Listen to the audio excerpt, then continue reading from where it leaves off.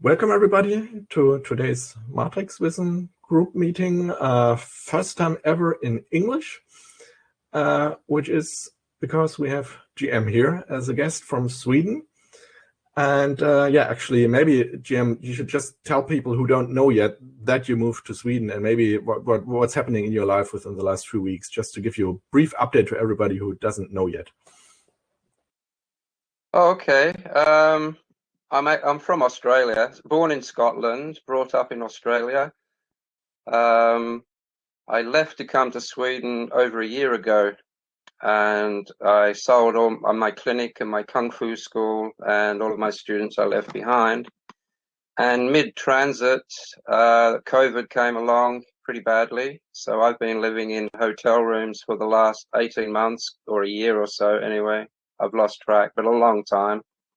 I finally got here 2 weeks ago, trying to settle in. As soon as I got here, I got violently ill. I don't know what that was, whether it's the Swedish water or whether it was COVID, but I'm isolated on an island at the moment.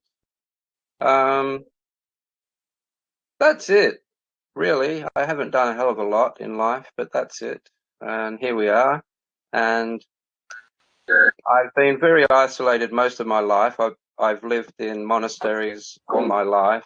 I left home at 14 and became ordained in Tibet at the age of 14. So since then, I've only ever really worked with monks and very, very small isolated groups of people. I'm not very, how should I put this? I'm not used to a lot of people. I wouldn't call this a lot of people, but I'm not used to a lot of people. So bear with me. I'm looking all over the screen. I'm not very technically savvy. So I'm just going to do the best I can do. And I'm really enjoying myself already. I hope to meet most of you soon. I'm planning to come into Germany in June. Let's see how that goes with COVID. That's it. You're up to date. That's my whole life. Great, yeah, thanks for the update. Now, let's see. First hand raised is Angelika. Angelika, go ahead with your first question. Hello again. Do you hear me? Yeah. Yes.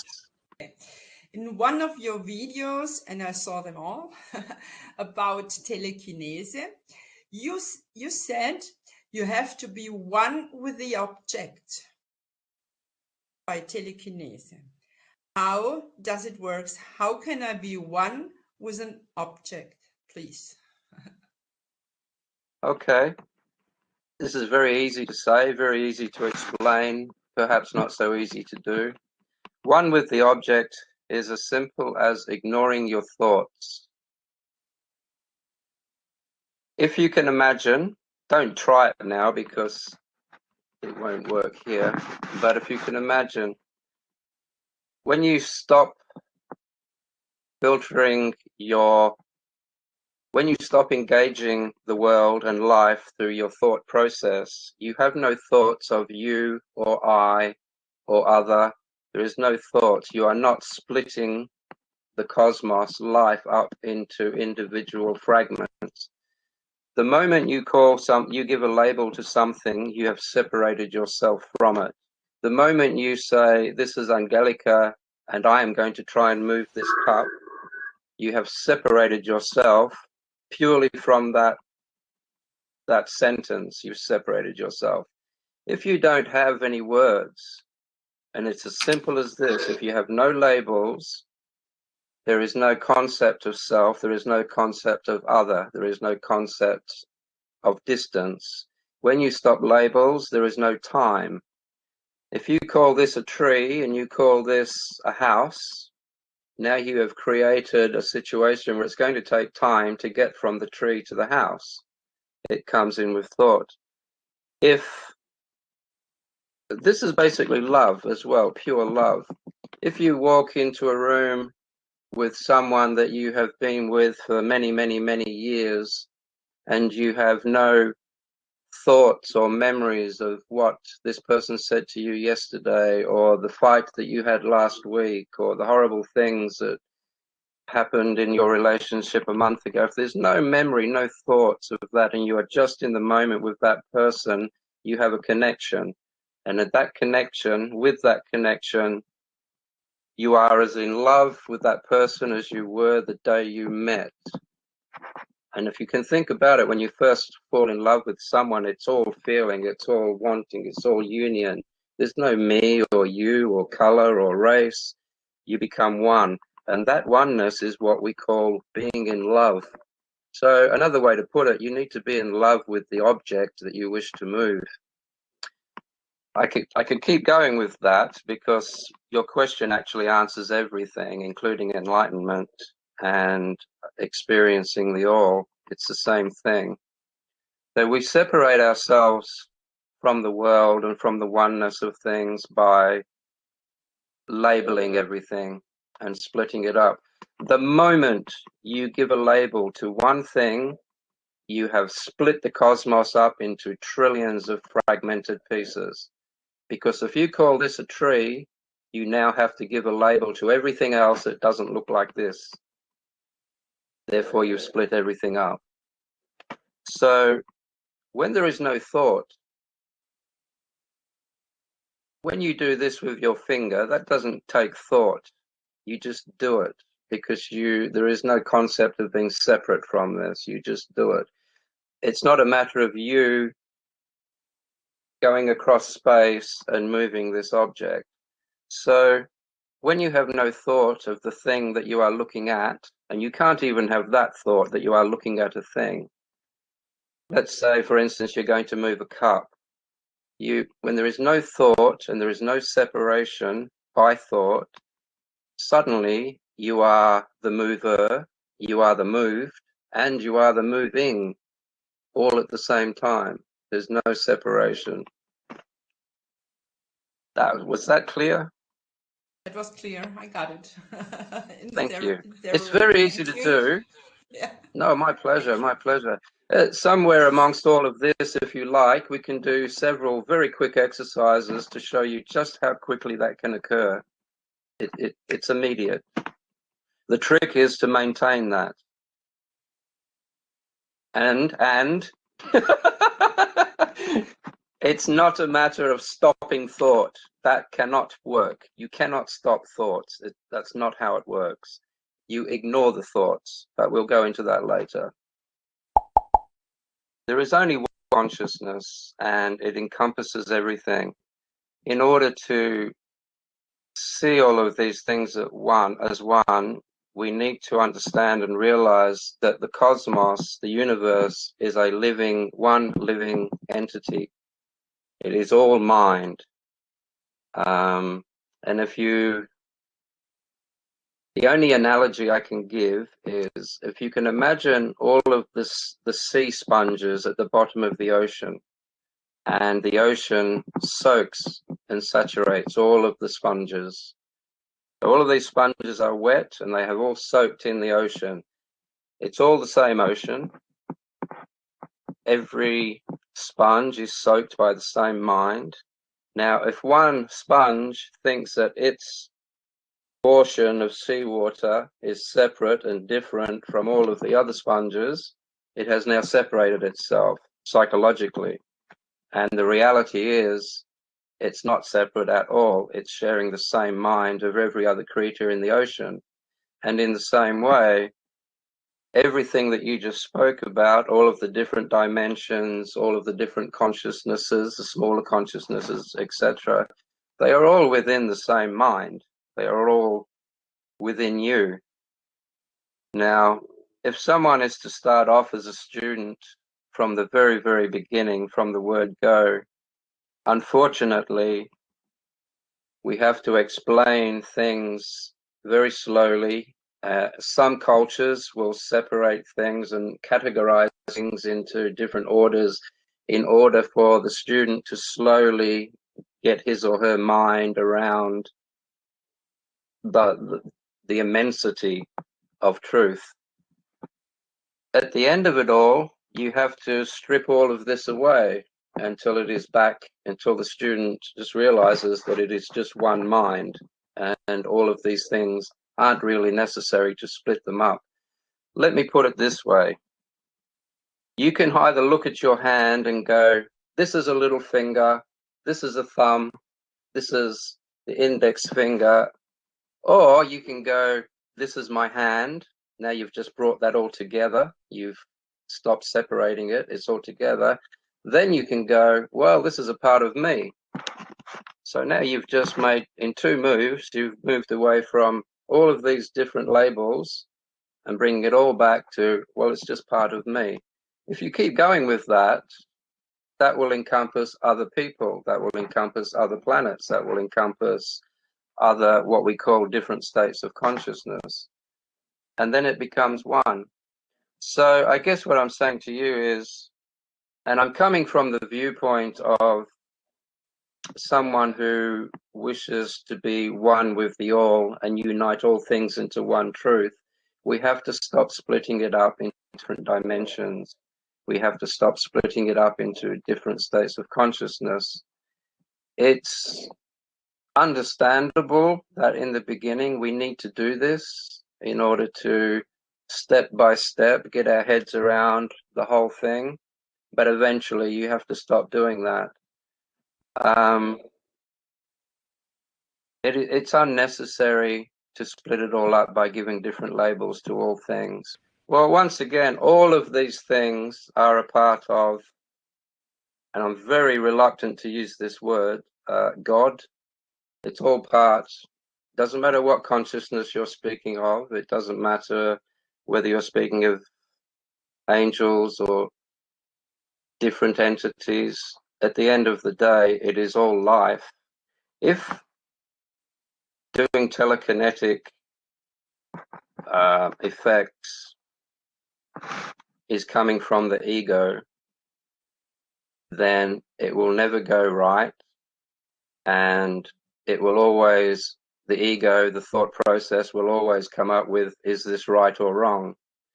Once you rise above your thought process, and we have to realize that when you are born, you don't have a thought process. You have the processor, which is the brain, and then our parents and our peers fill that brain up with correct information as to how to live on this planet. This is mother, this is father, this is how we should act, this is how we should be. And then laws and things start to come into that, and this builds up to an ego, and we start to follow that. Somewhere in that process, we lose our connection with the mind that you were originally born with, which is pristine clean. It's all-knowing, and it is one with the very life, the very nature that produced you in the first place. Obviously, your mother gave birth to you, and when you were born, you had this pristine, clean, state-of-the-art mind. That's as pure as it gets. That is one pure mind, one with the all. No concepts of angels, no concepts of demons, no concept of wrong or right, just oneness with the all. And during that time, life is living through that baby. Then, as we get into society, as we become educated, rightly or wrongly, we lose contact with that, and we start coming up with, should I say, delusions of angels and demons. And, we like to, as we grow up, we get educated, correctly or not, that if you do the wrong thing, there will be punishment. If you don't do this right, bad things will occur. So we become scared very quickly, and we want, the creature that we are, we tend to want to relinquish responsibility for right and wrong. So we come up with angels, we come up with demons, we come up with things that we can blame for the good things, and we come up with things that we can blame for the bad things. Totally relinquishing or turning our back on our own responsibility for our actions. It dumbs us down. So let me back up just a little bit. And this is the way we are taught from the clan that I come from. You can either live your life from the ego point of view, thinking that you are an individual fragment separate from all things, in which case what we're talking about will occur. Or you can just put the ego, the thought processor, in its place, which is, anyway, you put it back in its place, and you don't bring it out until you need it to drive a car or to paint a house. That's when you need that, of course, so that you know how to do these things. But once that's not necessary, once you are free in the day to be one with the all, you put your thought process aside and life lives through you. Now, for me, if I move something without touching it, then that's what life is doing. What I am is what nature has made me. What I am is what God has made me. Who am I to say what I do is right or wrong? And I actually will not fall into that silliness, but that's the best answer I can give. I have a few questions from people whose English is not that well, and I'll ask one of them, and everybody else, please raise your hand if you have a question then afterwards. The question is, what can you tell us about your diet? Do you have certain food which you avoid, or some which you are drawn to? So is there food which benefits or hinders spiritual development? Okay, once again, I have to answer from what I see. My life is based entirely on what I see and what comes through me. Life lives through this vehicle, this thing here. Life lives through this. And if you are the sort of person that needs help or needs to ask someone or work out what you should eat, how you should live, etc., etc., you take your cues from the very nature that produced you in the first place. Nature isn't going to produce something that is completely different to itself. The universe isn't going to produce things that live completely different from itself. So whatever you do is life doing it. Now, for me, to answer that question as quickly as I can, it's a matter of, if you were standing on the moon and you are looking at the Earth, and if you time lapse the Earth so that every minute, every 1,000 years goes by in a minute, what you will see is that the Earth produces life. It produces trees and whales and fish and birds and insects. It produces them and then it eats them. And then it produces more and then it eats them. This is called Kali, if you want to look at it that way, the goddess with all of the children's skulls around her neck. She eats her children. This is what that represents, this particular aspect of life. So for me, I will eat anything that falls in front of me. If some of those things don't agree with this particular system, I don't eat those things. It's a matter of finding out what works for your particular body and what works out for you. As far as thou shalt not and thou shalt, there really is no such thing. That's someone else's experience of life. I could say you shouldn't eat a lot of peanuts. And I would only say that because personally it gives me wind. That's the only reason I would say it. So if you look at nature, if you take your cues from nature, everything is eating everything, and that is the way it goes. Now, to prove that, go and lay under a tree. If you were to go and die under a tree, that tree will eat you. If the ants will eat you, the earth will eat you, and then it will make more people from that, or more grass, or more trees. There's no such thing as death. These questions, anyway, I just got off track. I went into death, which is quite a distance away from diet. So my answer is to be spiritually free, be free enough to follow your own heart and find out what works for you. To follow anything negates freedom of mind and freedom of heart. Really, if you're following a diet, if you're following a system, it's negating freedom of mind. Of course, there are certain diets. If you are ill, there are certain diets that you need to adhere to if you are ill, and if it is necessary.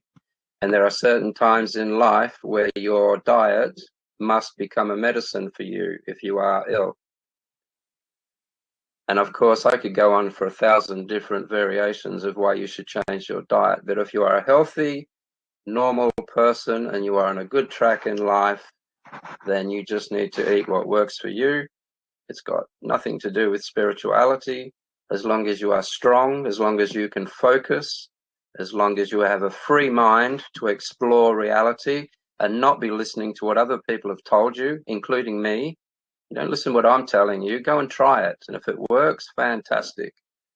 But you have to have that freedom of mind and heart. You can't follow something and be free at the same time. They're in two different directions. And it's difficult because we are educated to follow our government, to follow our laws, to follow society, to follow this, to follow that. It's very difficult. And that's why we have things like monasteries and temples and just places where you can go to be free from all of that. Ta-da! Das ist das. My Okay. German just expanded. Thank you. Jonas, you had a question? Eunice. Yes, you touched this topic a few minutes ago when you were talking about little babies who were born and then the society gives them thought process and everything. I'm curious, imagine you would have a baby now or get a child. How would your parenting be? Like, how would you educate or raise the child, in your opinion? What's the best way to do it? Children learn by watching. By the time a child is 5 years old, it knows a lot just by watching its parents and how its parents respond to each other. How one parent responds to shouting. One parent might shout at the other parent becomes dismayed. Suddenly the atmosphere in the room changes and it's not very nice. Now the baby starts to cry. It's feeling this, it's learning from this. The best way is for you to be the best person you can be. Love the child, nurture the child. It will pick up on that. Oh, nurturing and loving is the way to be, not shouting, not doing this and that. And when it comes to teaching other things, of course, you teach the child the language that the child must know. You teach the child all of the normal everyday things that a child needs to know in order to exist and survive in a human world. But outside of those things, mathematics, responsibility, all of that. However, you keep the other stuff away. Just be the best person you can be. Love the child. Have no opinions. Don't allow. I think one of the worst things is what we do is we very, very quickly replace truth with opinions. Something will occur, and instead of just being amazed by what's occurred, we will go, oh, that's not good, or I don't like that. That shouldn't be like that. Don't put those things into a child's head. Allow the child to explore things. The best thing we can do as parents is to be protective. Give that child as much room as possible to explore things. If it does something that is going to cause upheaval, it's not a matter of turning around and shouting at the child and damning the child and putting the child in a room. We explain things. Children understand, even if you're using words that they don't understand. They're looking at your face. They can see whether or not you're dismayed. They can see if you are frustrated, but you don't have to turn that into a verbal poison. So just love them, allow them to grow up in their own way. If you see that what they are doing is going to lead into something painful and wrong, you point that out lovingly. You don't just walk up and go, don't do that. You just point it out. Children are a lot smarter than we think. children are a lot smarter than most adults. Most adults get more stupid as they get older. You know this. We all know this. We get bogged down by our opinions and our judgments of what's wrong and what's right. There is so much involved. Parents wish to be the dominating force in the family. Parents wish to, all people wish to be special in some way or another. And because of that, we all like to have an opinion no one else has. We all like to have a viewpoint that no one else has. It makes us feel good about ourselves. It makes us feel special. And that's all understandable. But it's best not to bring a child up in exactly that same way. Allow the child to discover on its own, and always point out that it is the child's power that is making it happy. It's the child's own mind that is. I'm just going to keep on going with this course. I'll stop right there. I think I answered the question. Yes, Love, thank you. understanding, patience, and these are all good things to practice anyway, whether you have children or not. Thank you. Okay, Ingeborg, you're next. Danke, Oliver. Then the answer of the question before, you spoke about the metabolism of Earth over thousands of years. So, do you think that there is a sort of storyboard for this metabolism? And if so, what is our role within that? Our role, oh my gosh, as human beings or? As consciousnesses, as awake entities? Once again, if you just watch, people underestimate the power of observation. If you are aware, okay, let's back up. Let's say, okay, essentially, what are we? We are awareness. Negate everything that you are aware of, and what are you? You will arrive at awareness. You can't go past awareness because that's what you are. So, in the beginning, for someone that goes to a monastery in order to experience enlightenment, the only thing that the teacher and the guides will tell you is watch yourself, meditate. Not just sit down and meditate, watch yourself walking, watch yourself talking. When you feel negative emotions, watch what you are thinking to produce those negative emotions. Watch why you are reacting to those negative emotions. Watch how you are reacting. And in that watching, you are separate from what you are watching. You are separate from the functioning as you're watching it. So everything that occurs on Earth, everything that occurs to us as human beings is life working itself out, watching.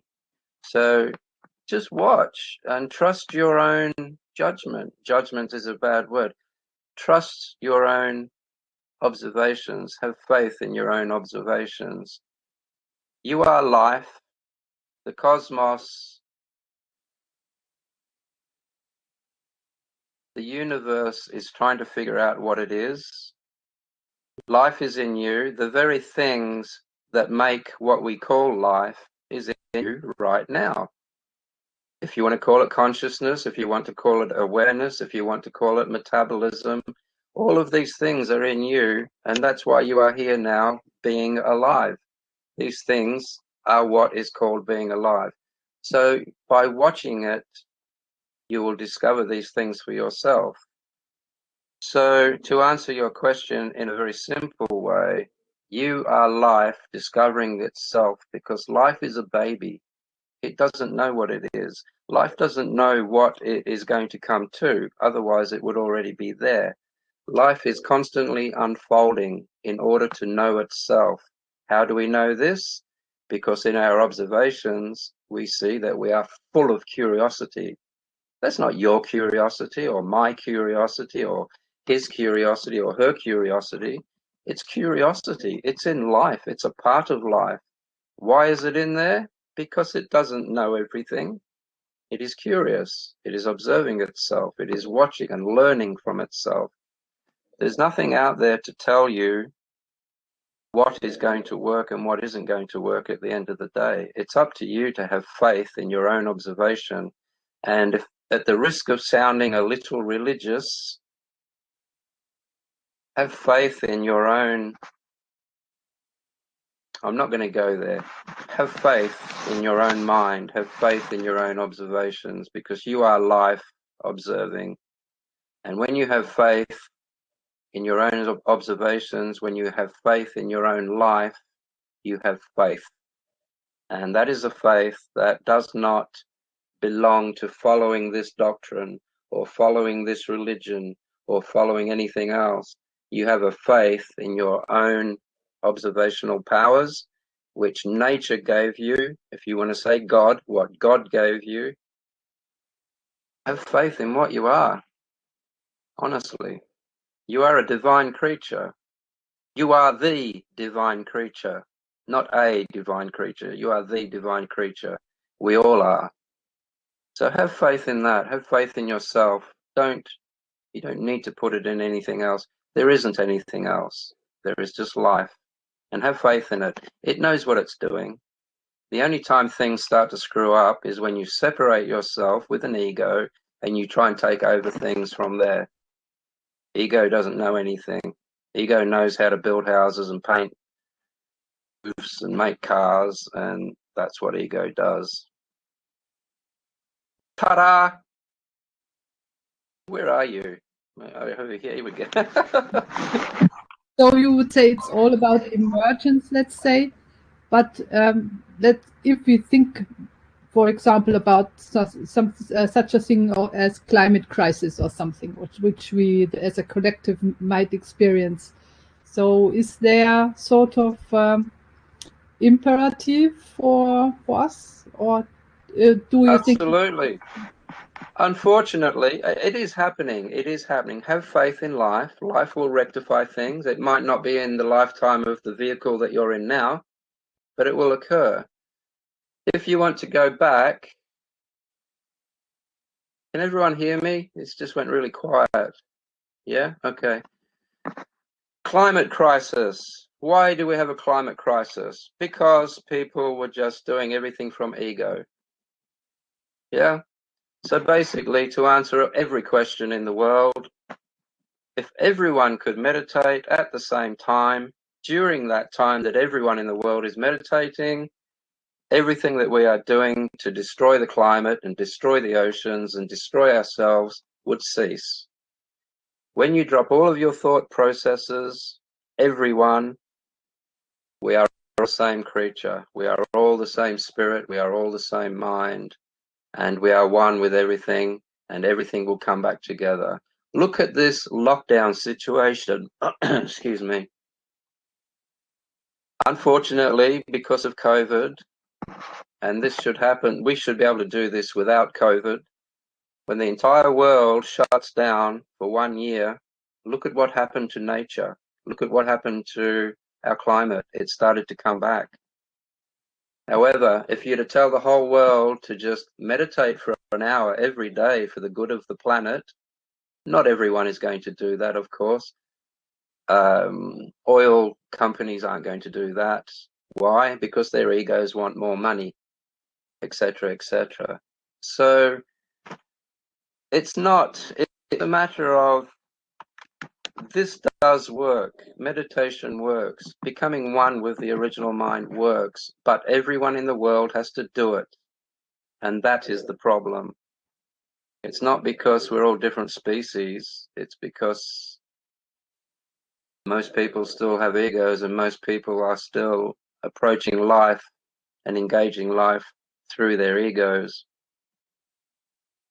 So you just went, where are you? Oh, there you are. Everything keeps moving around. So that's the problem. If everyone can just understand and realize the oneness with things. For instance, just one simple for instance, the trees that we kill every day, the trees that we chop down to build houses, that's the other half of your breathing apparatus. You breathe out your carbon dioxide, the trees breathe it in, they give you back oxygen, you breathe it in, You give them back carbon dioxide, they breathe it in. It's the other half of your breathing apparatus. But ego separates us from that fact. So not a problem, go out and cut all the trees down. You know, we wouldn't do that to our lungs, and yet because the trees look like they are separate from our lungs, we do. It's all ego. And when I say ego, I don't just mean the bad part, the dark side of ego. Ego is the entirety of your thought process, your good thoughts, your bad thoughts, the whole thought process. I'm not trying to make it look bad or evil. It just has been educated wrongly. And there's no evil in it. There's nothing out there trying to make us think wrongly. It's just that over time, you know, our technology, we didn't understand these things 2,000 years ago. We didn't understand these things 1,500 years ago. But in this century, we're understanding more and more and more our connection. Scientists have now shown and proven that every star, every planet in the cosmos is connected with a thread. I can guarantee you, I can make a prediction that very soon they're going to show you, and we're going to come up with the technology to show that so-called dark matter also connects everything in the universe. And that'll come up soon. There are a lot of predictions I could make, and there's a lot of things I could say. Here's one for you. Many, many, many years ago, people were saying that the sun is killing us. We have to put all sorts of things on ourselves to stop the sun from killing us. I can almost guarantee that the majority of the suntan creams are going to be giving us cancer. They are the cause of many cancers. I can guarantee you that. That's my prediction. And I think very soon the scientists will have to rock up and say, yes, that's the case. And it is. I cannot believe that the sun that gave life to our solar system is going to turn around and start killing everything. It's not going to do that. Not in the way they are saying.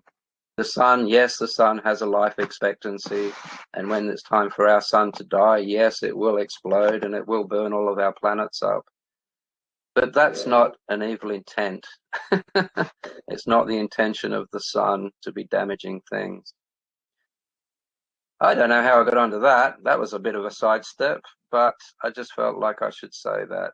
What I'm trying to get across is the ego has been running this world for a long time, and it is only now starting to smarten up. It is only now starting to see that there is a bigger picture. There is more to life than just us, and we are connected to it all, and things are starting to change now.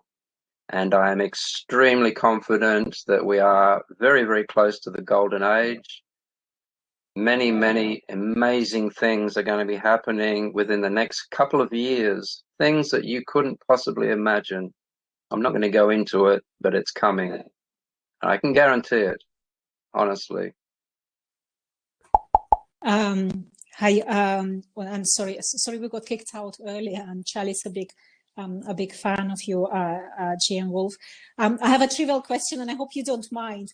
What would your take be on the vaccination now, on a COVID vaccine, and how would you advise us, or what impulses would you give us to take to deal with it positively? Okay. Gosh, I wish you didn't ask that. That could get me into a lot of trouble. I can tell you personally. Oh, gee. Go with your own feelings. Go with your own heart. What you feel is the right way to go with that. Trust it and go that way. Look at why you feel the way you feel about it. If you feel badly about the vaccination because you have a deep mistrust in your government, you have to question that. Why is that? Bloody hell, that's a terrible question. I'm sorry. Let me say this. Personally, I'm trying to get COVID. I want to see what happens to me. But I don't have a child to look after. I don't have a family to look after. I have zero fear of death. I enjoy death, more so in myself than others, and there's many levels you can take that on. I personally won't have the vaccination, but for the safety of others, and I realize not everyone feels that way, for the safety of others and for the love of others, I will isolate myself. I mean, I can't get any more isolated. I'm on an island right now, a small one at that. As far as the vaccinations that still are a little bit dubious, there are vaccinations that we don't know whether they're going to work or not. There are vaccinations that are risky. To be honest, I haven't looked into that part of it all. As I said, I'm a Taoist, and not a religious Taoist, more of a science Taoist. I want to see what it does to me. I want to watch what it does to me. If it kills me, that's not a problem. There are many other bodies that are coming their way in the future, and there are ways that you can make that occur. But that's a whole different conversation. I'm very, very reluctant to advise you on what you should do, other than follow your own heart. And if you follow your heart, whatever you decide to do will be the correct decision. However, I was going to say that only applies to you. When it comes to your family, you have to have the same conversation. How do you feel? If you're talking to your child, how do you feel? Do you want to have this vaccination in your heart? But then again, that depends on the age of your child. You know, sometimes you have to make this decision for your child as well. So again, you have to go with your own heart. And that's going to take faith. That's going to take great faith, because you don't know how it's going to come out. As we all know, most people aren't really getting ill from this, but then the people that do get ill from it get very ill. So with your knowledge of your own immunity, with your knowledge of your own ability to overcome these things, with your faith in spirit, your faith in your own observances, you have to make a decision yourself. I cannot, honestly, I cannot tell you what to do about that. I don't want to. Although, no, I've finished. Go. You mentioned, and totally understand that, but you mentioned in your response mistrust, and I think at the bottom of it, or kind of at the heart of it, is mistrust and fear that do come up kind of every now and again. How would you deal with those spikes, or how do you what's the way to get? Is it worth getting to the bottom of it at all? Yeah, or is it just replacing, just thinking of something that you're grateful for? So how can we most effectively deal with, because this is the ego, isn't it? That's the manifestation of the ego. How should we deal with that? There's two ways. You can prove your fear wrong by going headlong into what it is you fear, or you can rise above it and not play into your fear. And from there, your decision will be fear. If you can rise above your fear and rise above your suspicion, your heartfelt decision will be real and it will work. If your decision is made from fear, it is tainted by fear. If your decision comes from mistrust, it is tainted from mistrust. How do we do this? As I said before, it's not possible to stop thinking, really. Your thoughts will stop on their own. Some days you can't stop thinking, some days it's easy to stop thinking, but that's not the point. Our thoughts arise when we are in there, stirring them up with emotion. For instance, you will see something that gives you mistrust. The mistrust is an emotion. So you'll see something that gives you mistrust. Your mistrust will create an emotion. That emotion will stir up other thoughts. And now you have fear and confusion. They will stir up more thoughts. And now you have, who should you mistrust? What is it that you fear? And you start to build up and build up. And from this mass of mistrust and fears and other thoughts that are coming from that, you're going to make a decision. And that decision is not going to be a good one. If you know that your thoughts are there in the background and they're full of fear and they're full of mistrust, it doesn't matter. Just let them do that. Make your decision purely from a meditative, clear mind. Are you aware of the tarot card with the Fool card in the tarot? I'm not going to go into witchcraft or anything. Anyway, the tarot card, the Fool card, is a card of enlightenment. And it's pretty much someone who is happy-go-lucky, and they've got a stick over their shoulder with their belongings, and they're just dancing through life. Now, at the heels, there's a little dog constantly yapping at their heels. That represents the ego. And what that card is telling you is you can't stop your thoughts, but you can ignore them. For instance, right now, where I am, there's a dog barking in the background. If I pay attention, I can hear it. There's a boat going by because I live on an island, and there's eagles out there, and there's all sorts of things. But while I'm talking to you, they don't exist. I'm not listening to them. I don't need to because I'm focused on you. If I take my focus away from you now, there they are. They're there. And now it's wonderful and it's gorgeous and I'm loving it and I've got goosebumps because I'm listening to it. When I come back to you, now they're not there. Now I can focus on you. And it's the same with your life. Allow your ego to chatter away and be a stupid little monkey in the background and do what it does. But don't make your decisions based on that. It's outsourcing your spirituality when you rely on your ego for these things. Did that make sense? Yes, thank you. Very profound. Thank you. My pleasure. My pleasure.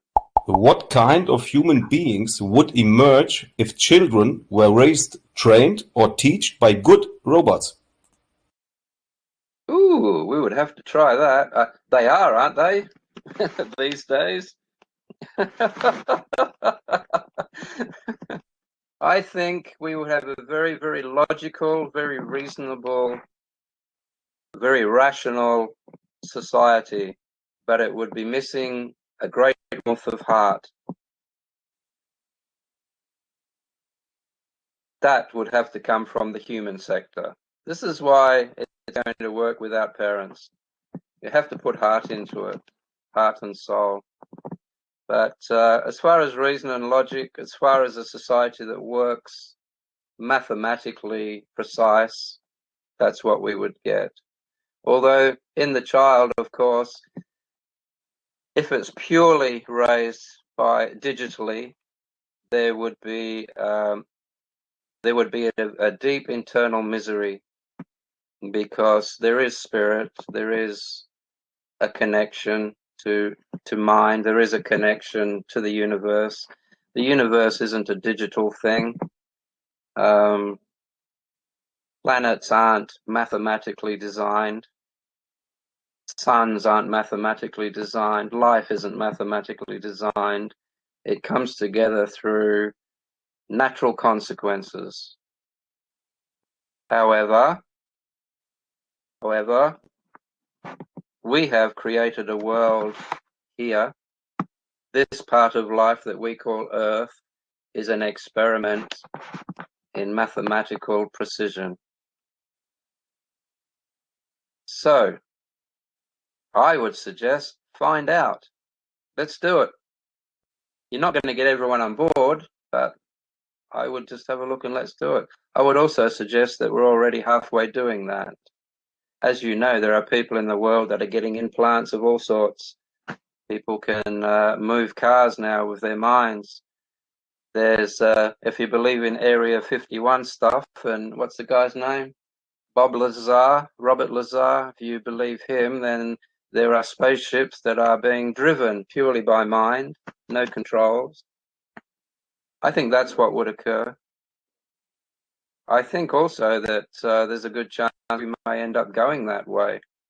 We will come back, but we are going that way. I think it's a great question, and I think it's going to happen in some levels. I don't know if that was an answer, but that's what came out of my mouth. Thank you, thank you. I have one more. There's a lot of consciousness out there without the needed empathy and caring. Okay, life development is try and error, but I think we reach a dangerous tipping point in the social ego structure, which can quickly drift into destruction through idiocracy. I read about experiments with serious criminals who could better rehabilitate themselves by learning and accepting empathy through acting out Shakespeare's Romeo and Juliet. In this sense, it's maybe possible to reach the masses through role-playing or social games and gain a substitutional empathy. I mean, there are millions right now out there playing social games without getting any reward. Imagine they will be rewarded. Wouldn't that reach the masses? Do you think a fully digitized environment can produce good people? Oh, absolutely, absolutely. I think if there is a danger of conditioning people to only do things in order to gain satisfaction, there is a problem. I mean, do you think we can produce good people? What is your definition of good? Not criminal, for example. Okay, not criminal. Not criminal as in stealing things or killing each other. That sort of criminal? Yeah, okay. Let us say we have an absolutely perfectly good person, and this person is starving, totally starving, can't feed their child. The only way this person is going to get through this day and feed its child is it's going to have to steal from another person. It's going to have to steal some bread and perhaps end up in Tasmania in a penal colony for it. And now the child's on its own living under a bridge. That's a conundrum.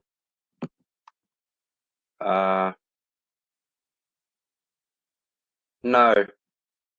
Digital, we are half digital. If you look at the brain as a thought processor, we're already half digital. We break.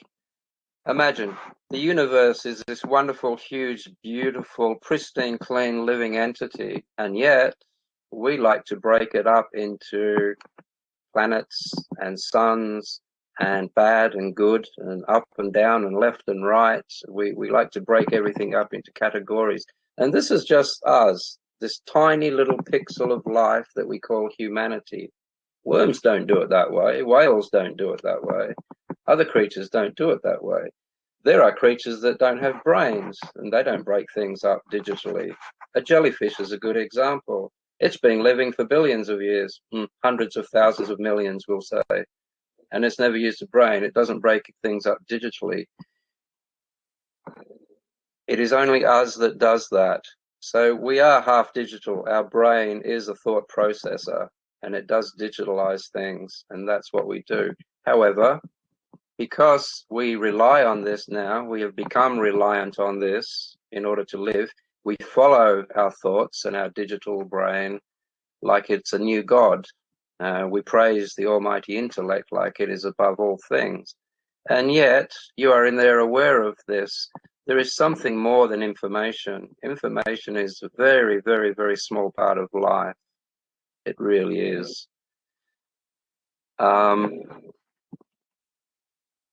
If you consider that you know when you are thinking, let's say let's keep it digital.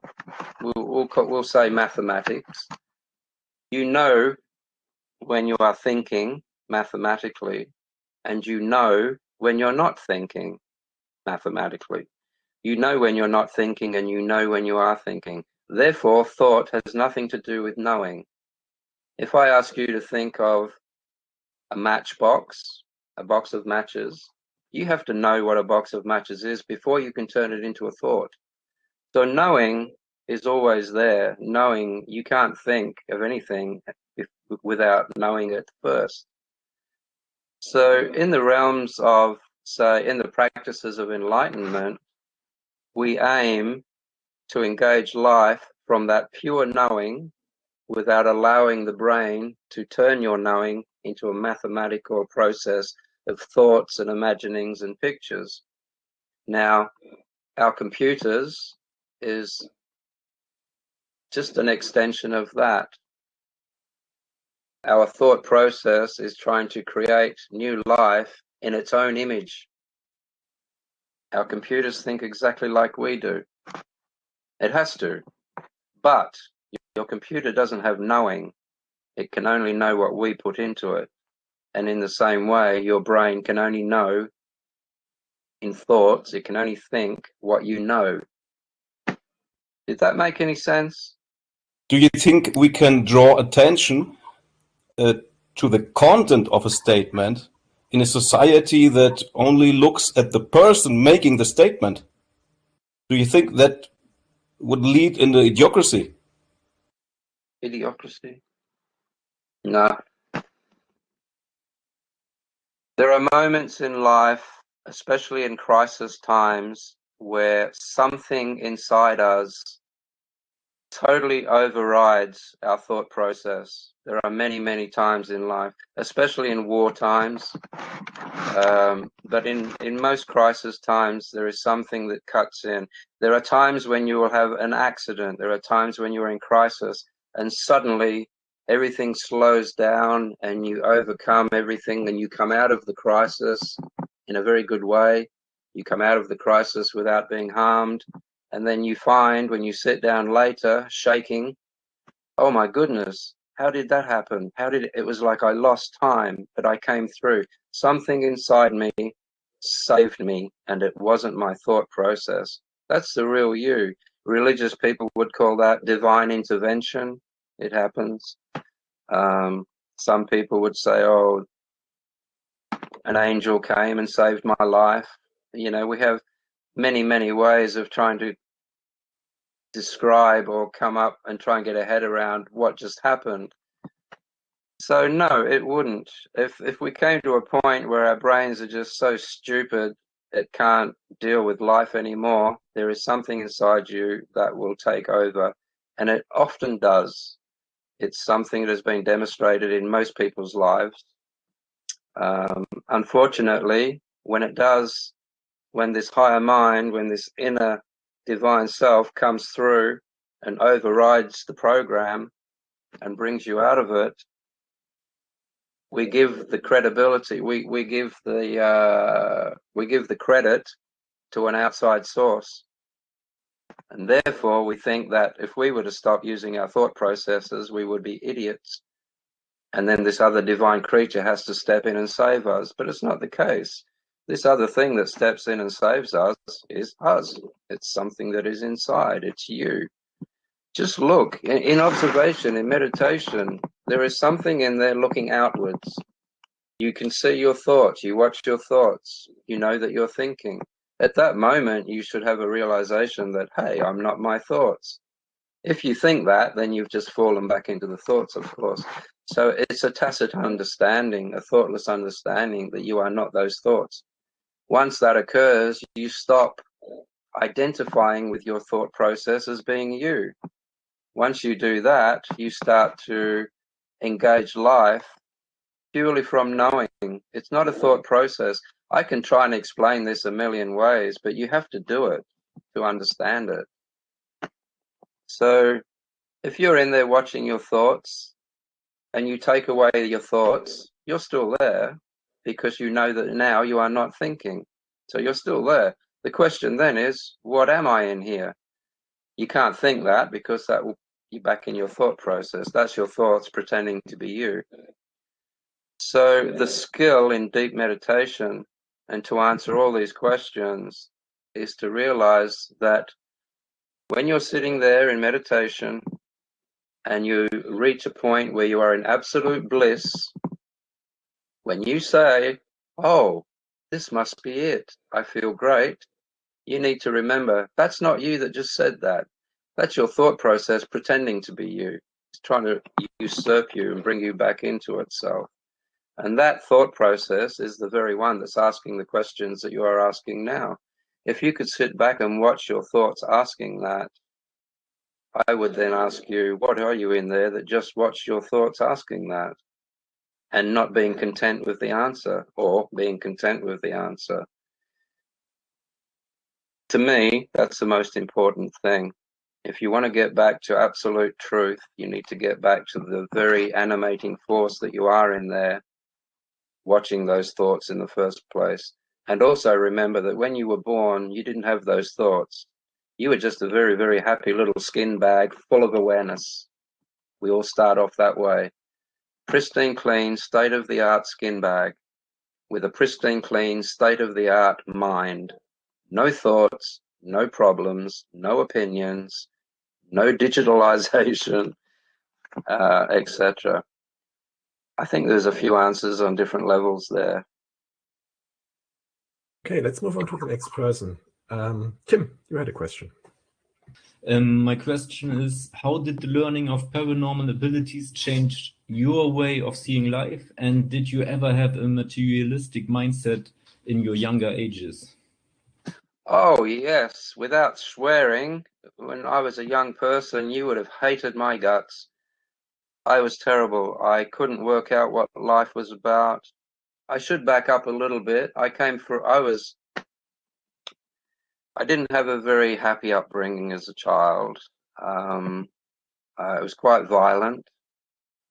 So very naturally, I started to wonder, why? What is this all about? I'm 7 years old. Why am I experiencing this? And there's nothing abnormal about that. Many people grow up in a not a very nice environment. And of course, there are many that do. So out of anger, at the age of 7 or 8, I was extremely angry, very upset, not fearful, just angry at everything and nothing in particular. And there was one moment where I went to grab a chocolate drink off of my coffee table in my parents' lounge room, and the cup moved. Now I realize that was poltergeist phenomena. And when I say poltergeist, I mean a phenomena that has occurred from an extremely strong emotion in a not quite a teenager, but a young person who had absolutely no control over the emotions whatsoever. This is usually poltergeist activity. It comes from emotionally disturbed people, young people at that. That was the beginning of my path. That was the beginning of me not being interested in anything that other people were interested in. I wanted to know what happened there and how that happened. By the time I was 9, other things had happened. My back had been broken by family members. I won't say who. I ended up in hospital. And I spoke to a few doctors in the hospital who, in their spare time, studied other phenomena. And that then gave me the knowledge that I wasn't alone. It wasn't just me that was thinking this way. So at the age of 14, I left, and I left home and found myself a teacher. That teacher very quickly sent me off to Tibet. I was ordained at the age of 15, and then it went on from there. Basically, it was very, very quick, but it happened. So to answer your question very shortly, it was by accident when it first happened. It happened at the age of 7, and that started everything for me. But that was the answer to your question. It was everything. Seeing something abnormal was enough. I should also add to that at the age of 3, 4, and 5 years old, I had some very strange visions or hallucinations. Who knows? I think they're the same thing. which also disturbed me. I needed to know what that was all about. I'd be sitting on the couch at the age of 4 in the lounge room, and suddenly the lounge room wall would open up, and there would be huge boulders rolling through the wall, to the point where I would leap and scream. And then my parents would take me and then drag me off to the hospital and tell me there was something wrong with me. So the greatest thing at that point is to not believe people when they tell you there's something wrong with you. Look into it yourself. Your heart knows everything. If there's something wrong with you, your heart knows. It really does. If you're listening. Was that an answer? Yes, thank you. Okay, then I'll throw in one more question from the list of people which are not that good at English. So there are masters who can transfer their abilities and experiences onto their students, or they can release energetic or psychological blockages which exist in their students, which then allows the energy within the students to flow. Students can improve their training success with this intervention. The question on this topic is, do you do such kind of transfers, or have you heard about them? Oh, yes. It's very Zen, actually. Have you heard of Koans? I did. A Zen Koan, K-O-A-N. There's about 1,700 of them. The sound of one hand clapping, most people have heard of that one. That's a conundrum that in the right type of a mind, in the right type of a young student, if you give them a conundrum that can't be answered reasonably and logically, it will put a halt suddenly to the thought process. I'm explaining here how it happens. If someone is engaging life purely from the thought process and they're trying to understand something non-physical with a physical brain, that's not going to happen. The physical brain, most people are brought up to think that everything is physical. This is all that there is. There's nothing else out there. Maybe there's this thing called God, but you won't know about that until you die, which isn't a good way to go about it. But anyway, that's what happens. So we think that everything can be nutted out with reason and logic and thought processes. Our reason and logic and thought processes grow and develop on our observations of physics, things that happen in the physical realm, gravity, engineering processes, all of this kind of thing, physics. So our thought process is limited by that. Now, to use a brain that is totally developed and educated on physiological processes is not going to get its head around something spiritual. It is not the same thing. It's like metal trying to understand air. It's not going to happen. So when you have a student that is never going to let go of their thought process to try and understand a non-physical phenomena, you have to come up with a way of halting that thought process for a moment, jog it out of its momentum. And if you do it correctly, and if you've got your timing right, when that happens, you become aware of it stopping. And if it happens all correctly and it all happens in the right moment, spiritually, you will see the ego stop, and you will have a deep realization that you are not that ego. You are not that thought process. You are this other thing. Then they experience enlightenment. I'll give you two for examples. The Sufi people who whirl round and round and round for hours and hours. They'll put their head to one side. One palm is up, the other palm is down, and they'll spin and they'll spin and they'll spin. Eventually, the blood in their brain, I'm explaining this scientifically, not spiritually.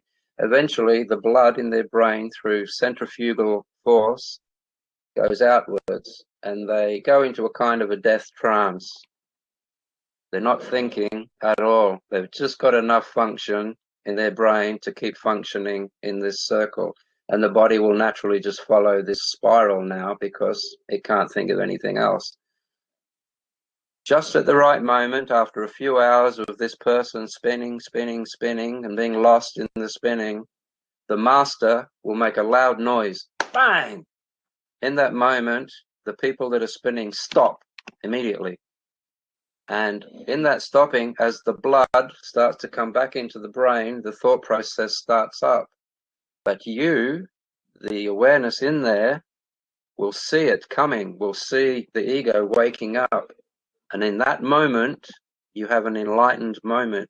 You experience death, you experience no ego, and you watch the ego rebuilding itself right before your eyes. And now you've just found all the problems in your life are in that little thing there that's now waking up. Two things will happen. You will lose yourself in it again, and therefore you've got to come back next week, or you will never forget that moment, and you will always know that you are not that thought process. Once that occurs, you can start to ignore it, just like you can ignore a painful finger for a while. You can ignore it. The other one is in Zen meditation, the monks in a Zen monastery, for instance, they will all be sitting, meditating, facing the wall in a circle, and the master will be walking around behind them with a big stick. Now, when they are in deep enough meditation and the master knows that they are very still and they have stilled the mind and they are above their thought processes, he will come up and hit them with the stick quite hardly. Bang! On the shoulder. They usually bare their shoulder. Bang! And from that, the ego will go, oh, what was that? And at that moment, if it's just the right moment for you, you will see the ego pop up like another entity and start wanting to be angry and wanting to be upset and wanting to be this and that. At that moment, you can reach enlightenment because you've just seen what you are not. That's how that works. Who asked that, by the way? Oh, you did, Ollie. Yeah. Well, yeah, it was from a person who asked me to ask it for them because the English was not so good. So we have the next question from Sarah. So, hello, GM. First of all, I want to thank you very, very much. I'm really listening. I'd like to get another topic which is not so pleasant for some people here. I work with on a palliative care unit, and sometimes I've got the privilege just to sit beside, if I've got time, I sit beside a person who are dying. I didn't know that you were in Tibet. That's much better than, because I know about, a little bit about Tibet and the bardos and leaving the body. People sometimes say it's good to touch people in their process dying. Sometimes I know I can move energy with my hands. If I concentrate, I move energy which doesn't come from myself. It comes from, I don't know where, it's maybe the unity or the universe. Anyway, I know if I can move energy with my hands. And if I touch those people, I'm really sure, do I really prevent from going? Because sometimes I've got the feeling that people, maybe they're scared of going away, maybe they just have even behind and they just can't go. And I try to slow them and give them the possibility to go. But people say if you touch them, you give the energy, they can't go. What do you think about that? No, that's not quite true. We have a great tenacity, human beings, to hold on to life.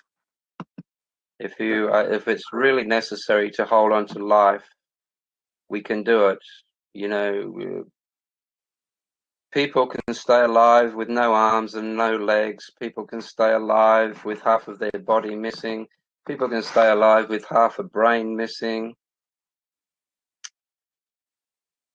But they don't. Most people stay alive because of loved ones. a connection to loved ones. Touching someone, I'm going to stop there. I'm going to back up and start again. You understand the Tibetan Book of the Dead? Yes. You've looked into that, okay. There are people saying that you shouldn't touch a dying person, and sometimes I feel that's unhuman. Yeah, no, that's not the case. You should hold their hand at least and let them know that they're not alone. It's a fear. Death is, for someone who hasn't prepared themselves, for people that don't understand death, it's the most fearful thing that's going to happen. Most people, one way or another, is prolonging their life, putting off their death as much as possible by eating healthy-wise. You know, why do we eat? Why do we, as we become in our 40s and 50s, we suddenly want to eat better? We suddenly want to stop smoking and drinking. Why? Because we're going to die soon, and they want to prolong that. They don't want that to happen. It's a fear. So when someone gets to that point and they are dying, they need to know that you're there. They need you to be holding their hand. In exactly the same way a scared child wants you to hold their hand. Not a dying child, but a scared child. Hold that child's hand, they feel better. Why? Because there's someone there. They're not doing it on their own. And that's what they need to know. And this is why I mentioned the Tibetan Book of the Dead. That's basically letting the person know that they're not on their own. When someone is dying in Tibet, they believe that, rightly or wrongly, I'm not going to go into that, it takes 3 days to leave your body. And my job was to sit there and read the Tibetan Book of the Dead, read it to them for 3 days. In the first day, you say things to, they can still hear you. You say things to them like, at the moment, you're going to be experiencing lots of yellow colors and strange feelings. You don't worry about that. All that's happening is you're peeling yourself away from your liver, or you're peeling yourself away from your pancreas, or you are releasing from your kidneys. You're slowly leaching out of your body. And this is all that you're experiencing. You're hearing me now. You know me. I'm the monk that lives in the monastery up the road. This is me, GM. That wasn't my name back then, but anyway. And you're basically holding their hand. You are going through the process with them. And there is nothing that makes them more comfortable than that. Just be with them, hold their hand, speak to them. You're not gonna halt anything. It's a process that you can't stop. And if you do, well, that's going to go into something else. But it's a process, and it's a natural process. There is nothing more natural than dying. There is nothing more unnatural than the way we think about it. It's ridiculous. I think in our education system in the future, we need to address this. Don't just say, oh, one day you're going to die, so you should do as much as you can while you're alive. That is the worst thing you can say to someone. Even an adult, it's the worst thing you can say. Because life does not stop. Life can't stop. How can it possibly stop? I've said this in a lot of my my videos. If you take an ice cube, take some water from the ocean, and this are the things that you would say to people on their deathbed. Take some of the ocean in a glass and you freeze it in the freezer, and then take that ice cube of ocean water and throw it back in the ocean and watch it melt. Can you say that that now has gone, that ice cube, that water? No, it hasn't gone. It's just become one with the very God that it came from in the first place. It went through processes of being not water. It was hard and solid. It was an ice cube. It was physical.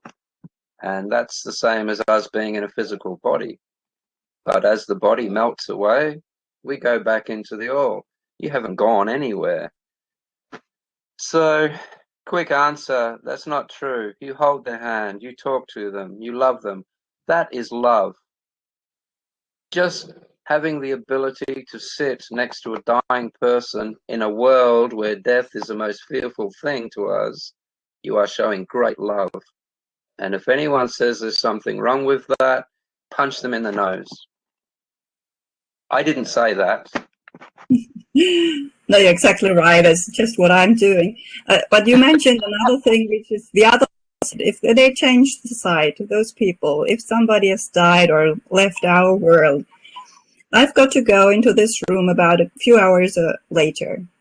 We don't have the time to leave those people 3 days in our rooms untouched. So this is absolutely not possible. But if I go into this room, sometimes I got the feeling he's still there, and sometimes I got the feeling he's already left. This is a very strange atmosphere in such a room, but sometimes I don't need to wait for 3 days because I know. Well, we open the window. Yeah, this is just an old ritual. But the window, and I know he has left. And sometimes I'm really in the room. I can still feel his presence. He didn't go, and sometimes I'm really scared because he goes to pathology, and I still know where there is something. It is something still in the room. This is just a statement. I just want to say, you said so much about children. I can tell you I got an 18-year-old boy on my palliative care ward, and he knows more about life and death than anybody of us. He knows more than his parents don't really understand his feeling about autonomy, and he's got a really healthy twin, and he's going to leave in a few days. And he really knows about life and about death. Thank you very much. Oh, absolutely, my pleasure. Thank you for being who you are. That's wonderful. There is this thing called lucid dreaming. So when you are dreaming, suddenly you become aware that you're dreaming. The dream continues, but you are hovering above the dream. And my question is, a few minutes ago you were talking about this separation between thinking and being aware of thoughts. When the monks were sitting in a circle and the master is going inside and suddenly hitting, and then the meditator feels sees that there is the awareness, and there's another thing, there's the ego, the thinking that arises. And could you say, or could one say that, or could you call this lucid waking, so that you are in the waking state and suddenly you become lucid about this waking, similar or comparable to lucid dreaming, where you're dreaming and you're becoming aware? Is this comparable, or is this awakening you described as something completely different? No, what a wonderful question. When you become aware that you are dreaming, you have come out of sleep and you have entered into a deep state of meditation.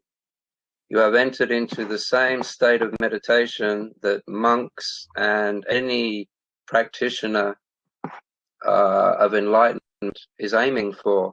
It does happen naturally. Sometimes it does occur on its own. Children are born enlightened. So there's no long answer to this one. This is a very quick answer, and that is yes. That is what's happening. When it is a lucid dream, you are aware of the dream, and you are aware that you are watching this dream. You are in a state of enlightenment at that point. Unfortunately, because it hasn't occurred under your guidance, your waking guidance, you will fall back into the ego when the body wakes up. So you're watching your body sleep. I can say this is an absolute fact because these days I watch myself wake up. I watch myself, and I say myself in the same way I would say, this is my car, this is my house, this is myself. It is just something that I have. It's not me. So I watch myself wake up. I watch myself go through the day. I'm watching myself have this conversation with you people, and I will watch myself go to sleep. And sometimes I'll watch that self dreaming. What you are experiencing are those moments. So if you were to start focusing on that and putting more energy into that, and there are ways of doing it, You and I can speak of this as a later time if you want to know about the exercises that will make that happen for you.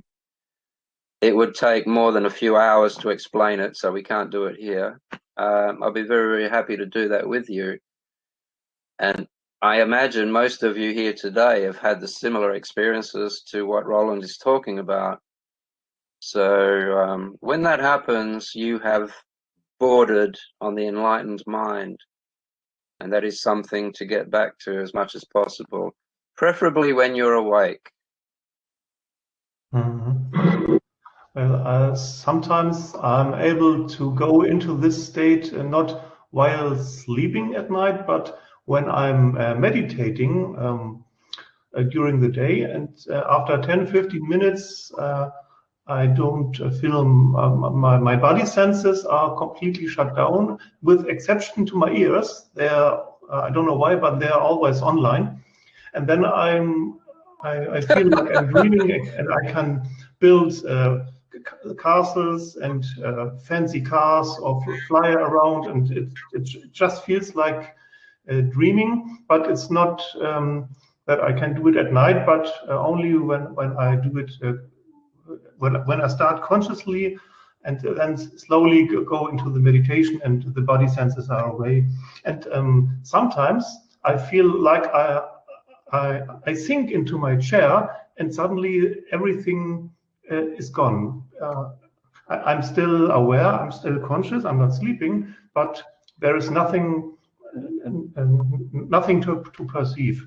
And my question for this would be, is this comparable to be conscious during deep sleep? So when you are the state where you're not dreaming at night, is this maybe you are able to do this? Are you able to perceive yourself or to stay conscious during deep sleep where nothing, no dreams and no objects are there? And, I'm asking this because I'm curious if this is the state I can do during my meditation during the day, because there's always there's also a state where I can't describe it, where nothing, there's the awareness of absence, of absolute nothing. Is this also comparable? Yes, what's happening there is when you are watching your lucid dreaming, for instance, your third eye is open and you are in perfect awareness. That is perfect. That's how it's meant to be. When you are the consciousness that your state of mind, I should say, that you are speaking of, where there is absolutely nothing at all, it means that you're not engaging your third eye. Now, I'll explain the third eye very, very quickly. These eyes, your physical eyes, can only see things that block sunlight. By that, I mean the sun will hit a tree, bounce off the tree into your eyes, and you can now see the tree somewhere inside your brain. You're not seeing the tree, you're seeing an image inside your brain. Now, when you close your eyes and you imagine things, you can imagine a sun so bright that it will make you squint. You can imagine anything you like, and you can see it very clearly in there. You're not using these eyes because they can't see in the dark. They can only see things that block sunlight. So when you're inside your head, and this is a very valid question, when you are inside your head, it is pitch black. It's just a bunch of fat with electrical impulses and no light. And yet, you can see everything that you are thinking. How are you seeing that without your eyes? That's your third eye. That's what they refer to as the third eye. So when you're in there and you are separated from your thoughts and everything else, but you can't see a thing, that just means you haven't engaged your third eye. When you are in there, separate from your thoughts, but you are aware of everything and you can see what's going on in there, you have engaged your third eye. It's the same state of consciousness, but you just haven't engaged this And you can turn that on and off at will. And there are times when you need to. So that's just a skill that you must learn. Enlightenment doesn't mean you have every skill on the planet at your disposal. Enlightenment just means that you no longer identify with the monkey brain, the thought process. You identify with this other thing that you are in there that is watching your brain thinking. That's the higher you. That's what we refer to as the higher you. So there are exercises, once again, that can train your third eye to open and remain open. Yogis have quite a lot. It's a very preferred state to be in. That's probably the wrong wording. But there are many exercises to do this. So that's where you're at. So you are bordering on some extremely powerful and interesting times. And I think they're going to be coming up very soon for you. Not just you, everyone here, actually. I'll just read what he wrote in the chat as well, because he wrote that lucid dreams to clear complicated problems, going to learn to clear it. So I think basically his question is whether he can use lucid dreams to clarify situations which he experiences in real life, for example, in his case, like the bankruptcy situations with clients. Yes, is the quick answer. I deal with many people myself with who are suicidally depressed, people who are very depressed but perhaps not suicidally depressed. My way is to point out most of the things that I've pointed out today, to be aware of and not I'm going to start that again. There's so many ways to come at this. Sometimes our dreams can tell us everything that's going on in our life and why it's going on in our life. Our lucid dreams are usually our brains trying to process what is happening in a sleeping state because it's just too hard to process whilst trying to go through our everyday life at the same time. Our lucid dreams will tell us why these things are happening. Our lucid dreams will tell us what we subconsciously are fearing. And to some people, our fear can become so deep and so harsh that death seems to be a better option. That's the state that they are in. So yes, it can certainly tell us a lot of answers, and you can work with these answers and you can work with the dreams. But it is a process, and what I have found, the problem is when you have someone in front of you and you start to look at their dreams, which are full of their fears, are in these lucid dreams, are in the fears. So essentially, you are facing your fears in these dreams.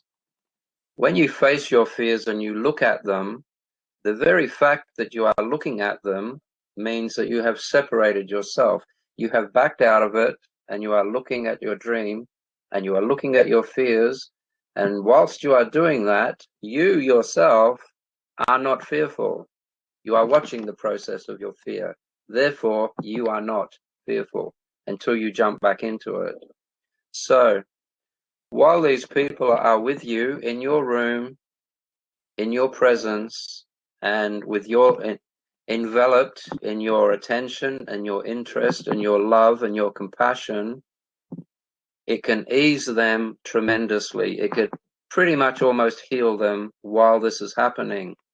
However, most people don't have the strength to hold that state of mind when they go home. Because when they go home, the partner might be upset and have a bad day. The kids are still there with snotty noses. The person next door is still playing loud music at 2 o'clock in the morning. And you're back in the very place that created the state of mind you were in the first place. You're back with your bankrupt company. You're back with this. So the point is, and the problem is, how do you stop them from going back into that state when they leave your presence? Whether you are a monk or whether you are a psychologist or a counselor, whatever it is you are that is working with these people, how do you stop them going back into that state? Very difficult, because as soon as they walk out of your door, they're entering the world that put them in that state in the first place, and it's that world that they fear. The way I work with it is I will take them out of that process completely. We'll have a look at it, but for me, my job is to make that higher mind state a dominating force. So without telling them to meditate, without telling them that they have to do spiritual practices and things like that, and this takes a little bit of skill, as you're speaking to the person, you get to know their character a little bit. You will say a few things and you watch how they respond to your words, watch how they respond to your gestures. And after a little time of working with them, you can come up with a practice that will consistently bring them back into that high state of mind throughout their everyday life. To me, that is the key, so that when they are back in that world, rather than just falling into the flow of their misery, they learn to watch their misery go by. You can't get rid of it. It's been happening for too long. It's become a part of their thinking process. If you can get them to enjoy watching their thinking process, if you can talk them into and show them that whenever a fear comes up, don't try and run away from it, look at it. When you try and run away from a fear, it's like when you hit your hand with a hammer, the first thing you do is you go like that. You try to shake the pain off, literally. The monkey looks at it like it's something that's attacking it. So we try to run away from pain, and fear is a form of pain. So if you can get a person not try and stop their fear, if you can get them to engage their fear, look at it, step back and look at their fear. What am I feeling? The moment they do that, they are not fearful. They are watching the process of fear. And from that, they have a great clarity to the point where they actually don't care anymore. They can see the fear, they realize that it's there, but it's not them in it. Let me give you an analogy, if you don't mind, please. If you are looking at a river, a very, very fast-flowing river, with great rapids and big rocks and sharp sticks poking you in the eye and all of that sort of thing, and that river will say represents your thought process when you are depressed. You have two choices. You can sit on the grassy bank and look at that river, sit in the sun and watch the river. And in that river, you will know that if you were to jump in, you would lose control, you would hit your head on things, you would flounder, you would become confused, and eventually you will drown. Or you can sit on the grassy bank and just watch the river. And now it's beautiful. You can still see the sharp sticks, you can still see the rocks that would have hit you on the head, but you're not swimming in it, you're watching it, and therefore you're safe, and the river becomes a beautiful thing. So in deep meditation, when you're watching your thoughts, it doesn't matter if there's misery, it doesn't matter if there's fear, it doesn't matter if there's pain, you're just watching that. And by watching, in the action of watching, you are separate from it and you are in control. At that point, if you're sitting on the bank watching that river, you can stop the flow, you can go and get yourself some heavy machinery and put rocks in there and build a dam. You're in absolute control. You can do anything you like until you jump in. Once you jump in, you have no control. The river is now your master. And that's the same with the thought process. If you consistently jump in and stay in there, your thoughts are in control and you are not. And you are surrounded by your own fears. So, because of this, I don't just stick to monk things. I've studied hypnosis. So under hypnosis, you can do this with people. So I've completely forgot the question, but I'm pretty sure that was an answer. I'm sorry. It's getting late here. Okay, we have one more question from Ingeborg. So why did you leave Tibet and why did you leave Australia? Now. Why did I leave Tibet? I think on the 5th of March, 1985, I was at a meeting in a monastery in Tibet, in Lhasa. The monastery I was in, or temple, however you want to call it, was a place called Chokhong Temple. It's one of the main temples there. While I was there, the Chinese army, dressed up as policemen, came in and started murdering us. There was 12 of us from my particular monastery that was there. 9 of them were killed that day. They tried to hang me. They put a noose around my neck and a soldier tied the noose off up on the roof, threw me off the roof, but he didn't do a very good job of tying the knot. So it just came loose and I hit the ground and I didn't die from that. However, we were taken away for a week and I was tortured. I have bayonet. I've got over 200 scars from it. I was bayoneted. That's a knife that they put on the front of a rifle. I have cigarette butt burns all over my body. It really, really tested the things that I had learned as a Tibetan monk. At the end of that, it was about 5 days. It wasn't a full week. At the end of the 5 days, the British consulate came and got me out. And in turn, I took my teacher. He was one of 3 of us that didn't die. And I came back to Australia, into Darwin, which is right at the top of Australia. And I convalesced. I healed myself. And I looked after my teacher for a little while. And before he left, he said to me, this is in 1988, by the way. Oh, sorry, 1985. I had been there since 1975, so I had been there 18 years, I think, something like that, or 10 years. My math isn't working today, but that's when it happened. He said to me, everything you have learned, everything you have done is all for nothing if you feel anger or revengeful thoughts towards these people that did this to you. And I agreed, obviously that was the case. So I went to China and joined a monastery in China and became a Taoist monk and helped Chinese people in their villages there. There's a place called Leifa Mountain in the Hunan province. And I also learned Kung Fu there as well. And Qi, that's where I learned my Qi control. So that's why I left Tibet. In Australia, I have been there since the 90s. I was in there since the 90s. I've done as much as I could possibly do there. I'd been around Australia 5 times. I was there for no other reason other than that's where I was educated, and that was the closest thing to a home for me. I matured my own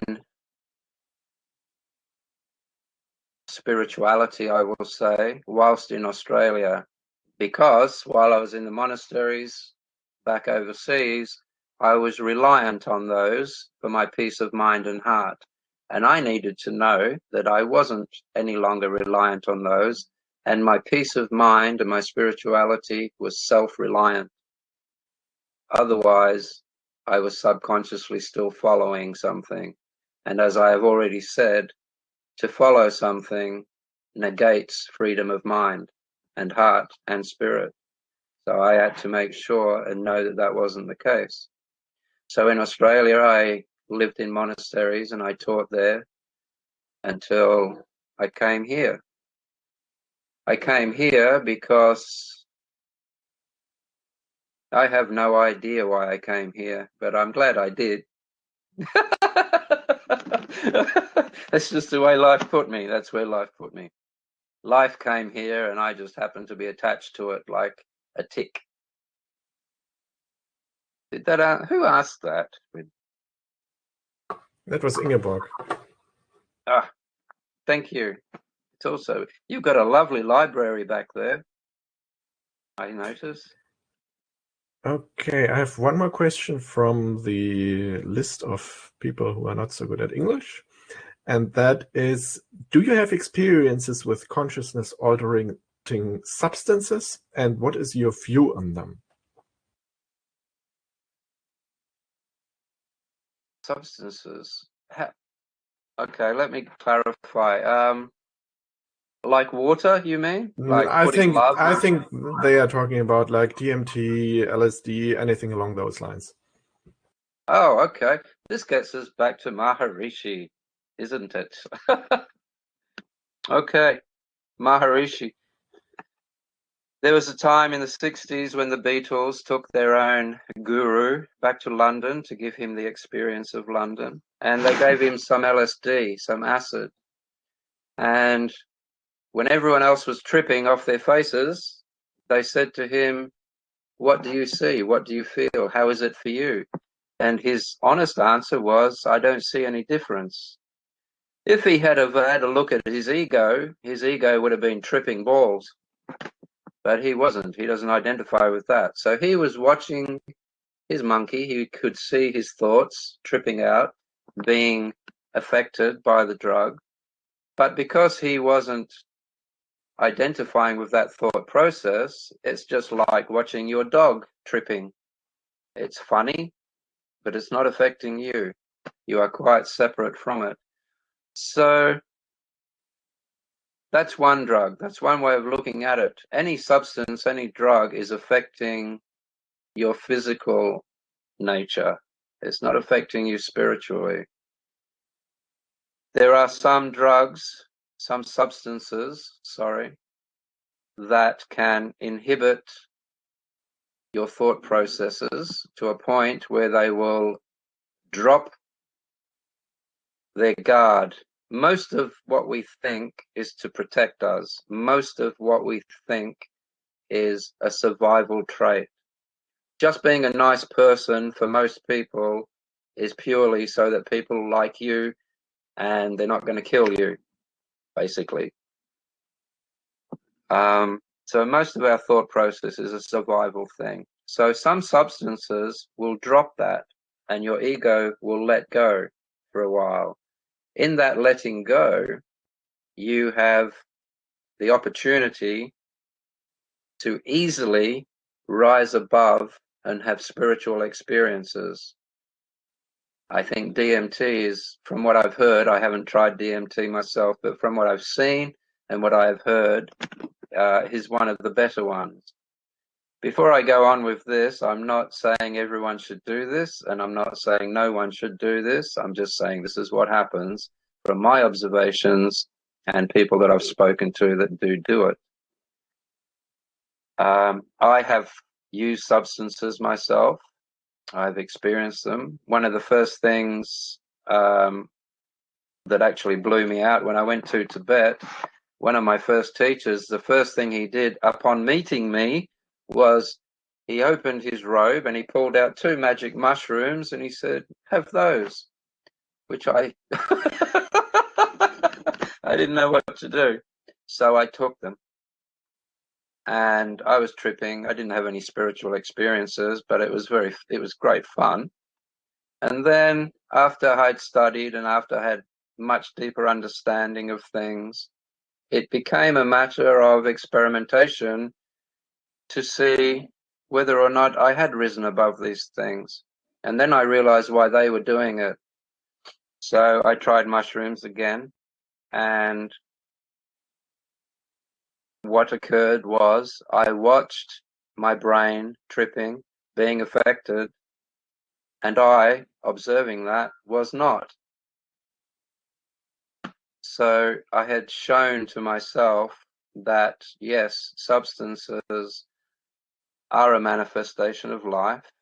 Everything is a manifestation of life, of course.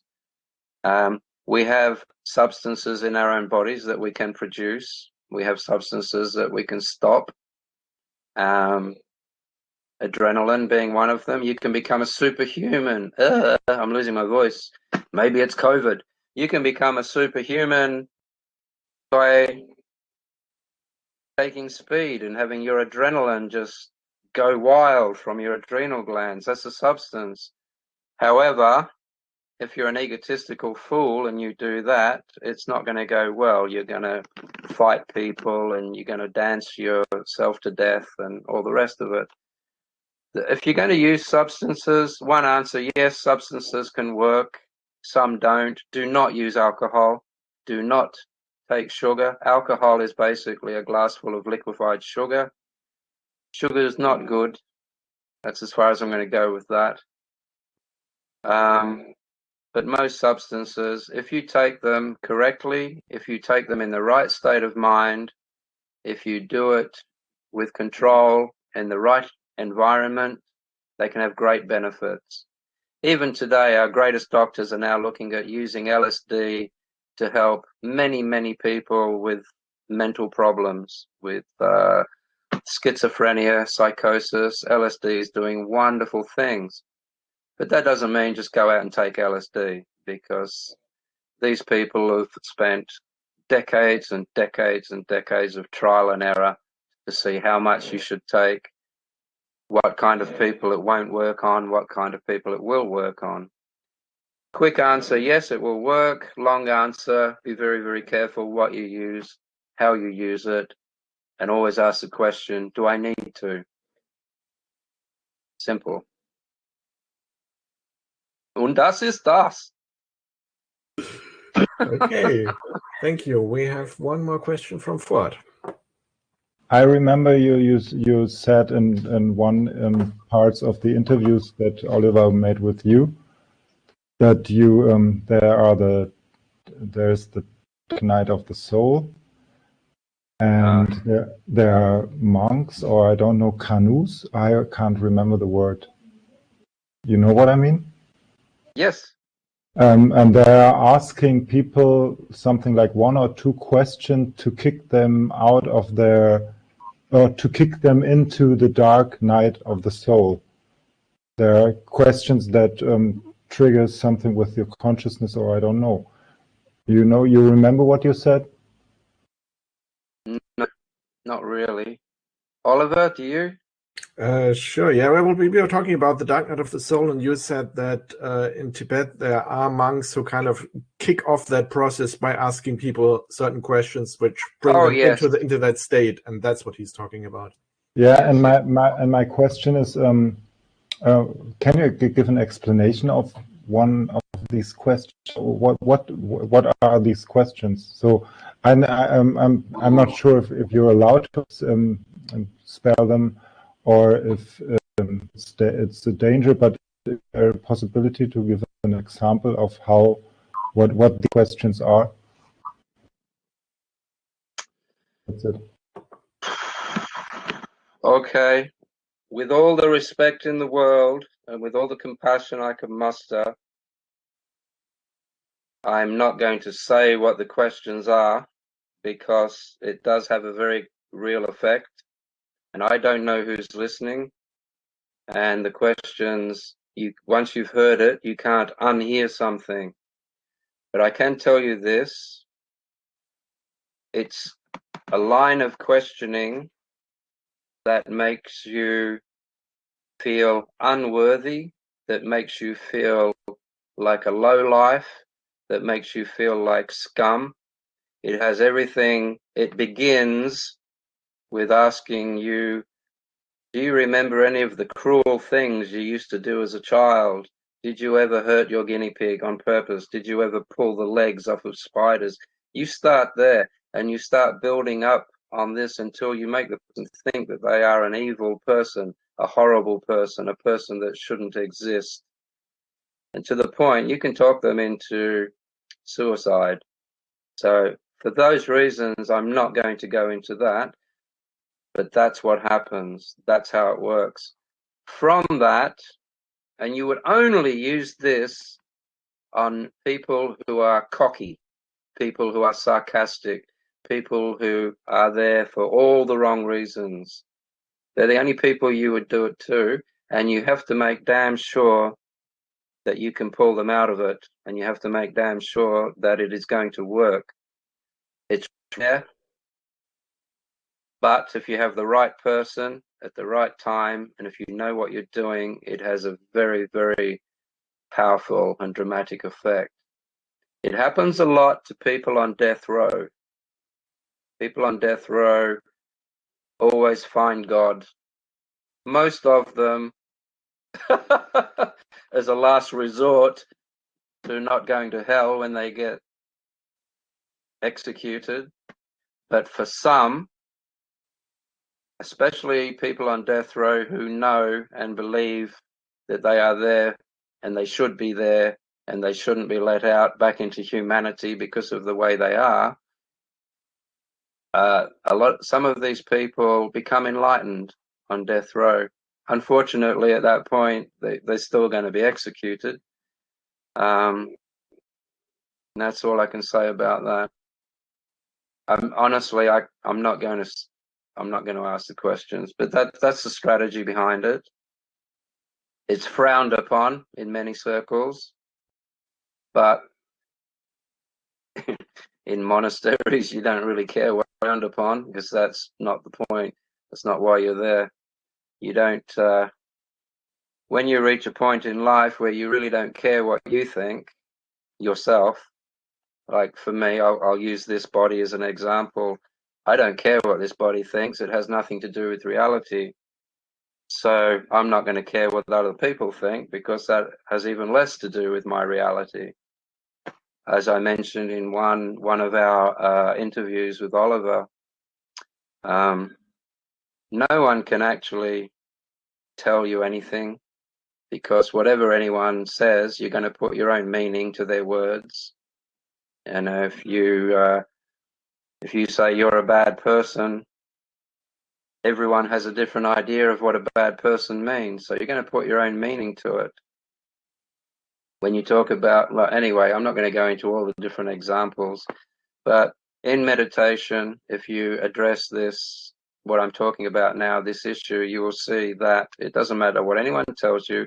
It doesn't matter what anyone thinks.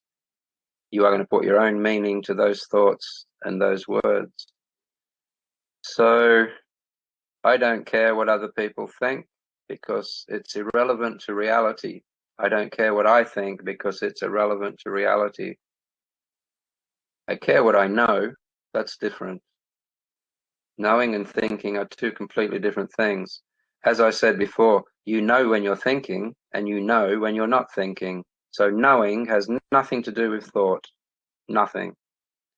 Now, if I want a full quality life, I'm going to go with what I know, not what I think.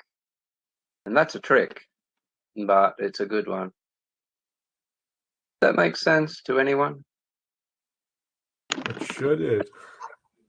Beautiful. Everyone just went very quiet. Well, that's because everyone's muted, so.